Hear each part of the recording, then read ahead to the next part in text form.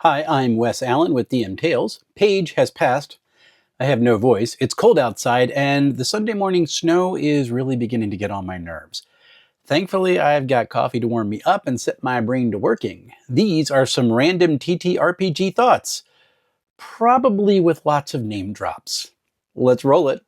Mornings.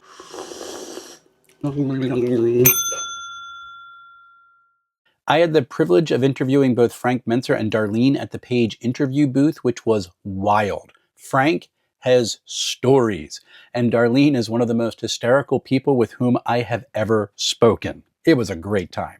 I hope by now folks realize how much I love to shout out smaller channels in the Dungeon Tube space, because seeing new channels grow and gain a voice in the space is a huge joy for me. But sometimes you just need to shout out one of the big names as well. And if you are not following Baron DeRop and his Dungeon Masterpiece channel, you really are missing out. I loved the time he sat down in the interview booth at Page, and he is an amazing storyteller. And I can confirm, Dungeon Masterpiece is indeed a deliberate riff off of Masterpiece Theater. This makes me happy. Page was different for me this year because I spent much of my time jumping from the interview booth and then running over to Shadowdark for the Down the Dark Stairwell mega event, which was really cool. I actually hadn't gone in thinking that I'd be running for that event, but they needed someone to run, and I at least had some stat blocks handy for potential exit events. I was there supposed to help people with character building and getting them out of the dungeon, but things didn't work out that way. So off I went. Now, I think folks had lots of fun, so that's nice. And it's also nice to know that I can use minis if I'm forced to, but it's still not my favorite way of playing. Also, I have to say that one of my metal dice bounced out of the tray and broke one of Ron's Stingbat minis. This both mortified me and confirmed that I should not be trusted with such things. I've headed down to Page with my neighbor Larry all 3 years the convention has run. And this year some other friends, Justin and Pete, came down on Saturday. Justin and Larry even got to play Shadowdark with Kelsey Dion GMing. That was awesome for them. And I don't think Justin wanted to leave, which was fortunate for me because I accidentally left a bag there, which had my Shadowdark and my Into the Odd book, as well as some other things that people had donated for EcclesiaCon, when I departed for home. And he stayed later, so he went and got it for me, and I didn't have to turn around and drive all the way back. So thank you, Justin. Also,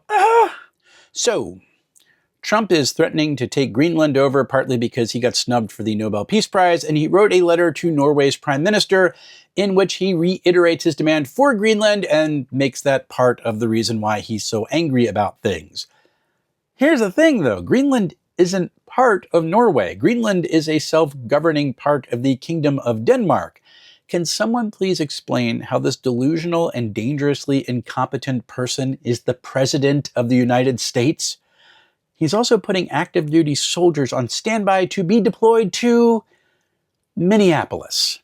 Elected officials in Minnesota are under investigation for things because they dared to call the regime out. And the Minnesota National Guard has been activated. What could possibly go wrong?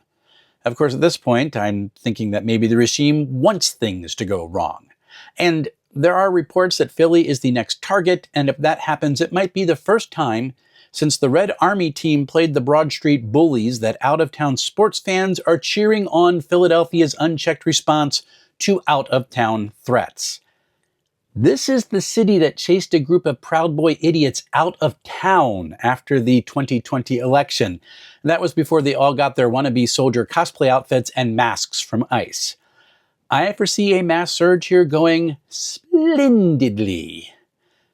Can someone please explain how this stupidity can be reality? I ran the Vault of Dorens, which is an adventure I wrote for Into the Odd, at Page, which is either the 4th or 5th time I've run it. I'm not really sure. But I can say that it's always fun to see players dive into the idea that their characters probably aren't going to survive and just go exploring. The deliberation is minimal, and when combat happens, it's frenetic, and when really awful stuff happens, people hoot out in delighted groans.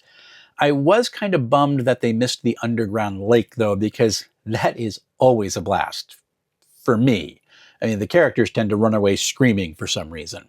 I was kind of bummed I had to cancel my Sentinel Comics RPG table because I only had one person sign up, and that was one of the interesting shifts in the convention this year. There were more people, a lot more people, but the space was over double it was the first 2 years, and that meant there were a huge amount of games being offered. And because of this, a lot of lesser known games didn't have as many folks signing up as in previous years. Now, as Page grows to fit the much larger space, I think this will even out a bit. I'm sure it'll happen, but it was a bummer for this year because I really enjoy running SCRPG. TR Nickel wrote a fan fiction because she was bummed that the first campaign she was in fell apart and she wanted her character's story to continue. She then developed her own world and lore for that character and has since published 3 novels set in that world, and there are 2 more that are coming out this year. Even more cool than that, Rose has created her own fantasy subgenre for that world. It is grounded, pre-apocalyptic, high fantasy. And if you think that is not a possible combination, I encourage you to go check out her novels, because I know I am. Rose also donated one of her one-page dice dungeons for the EcclesiaCon auction, so she is even more awesome. Really, go check out her stuff. On Friday night of Page, I got to run out to get a quick dinner with a fun crew. We had Zach, who is the author of Peasantry, Jorbin from Elder Goblin Games, my neighbor Larry, Jason Campbell from Shadowmane, Al Spader, who writes for Star Trek Adventures and has his own games like Redacted and Sentience, and Dave, my friend from Grimwood Games, who has become one of my closest friends. It was a great time. It was too short because most of us needed to be back in under an hour, but it was an awesome time. And on our way back, Dave pointed out something. Wes, you realize that you're the connection point for that, right? I mean, some of us knew each other beforehand, but we all knew you. Couple things about that statement. First, that is about the kindest thing anyone has ever pointed out to me, so I appreciate it. And second, I was not aware of that. I mean, look, I like making sure folks get connected to people I think they'll get along with and maybe help them out in what they're trying to do. But I also think of myself as a nobody, so it doesn't ever occur to me that folks might actually appreciate the small introductions I can manage. I was just happy to have a fun group of people with whom I could share a couple slices of pizza, but that it meant something to someone else, that's important and I really appreciate it. Speaking of Dave, we're launching a Kickstarter in February for The Ocean Incident. It's a creepy sci-fi horror adventure I wrote for Index Card RPG, which is not my typical genre.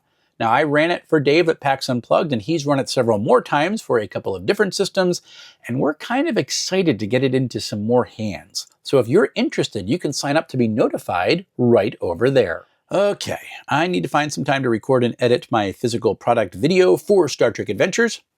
That'll come on the channel next. After that, I've got both the Dolmenwood Player's Guide and the Broken Steps ready to be reviewed, and a couple of live streams I want to schedule. I may also stream a playtest of a new play set written by the one and only DM Scotty for Easy D6. EcclesiaCon is ramping up, so expect to hear more of that on the channel as well in the coming weeks and months. Game submissions for EcclesiaCon are still open, and I've got tables that need some games, so if you're interested, it's May 1st and 2nd in Palmyra, New Jersey. Check it out right over there. Until we see each other again, folks, happy playing, everyone.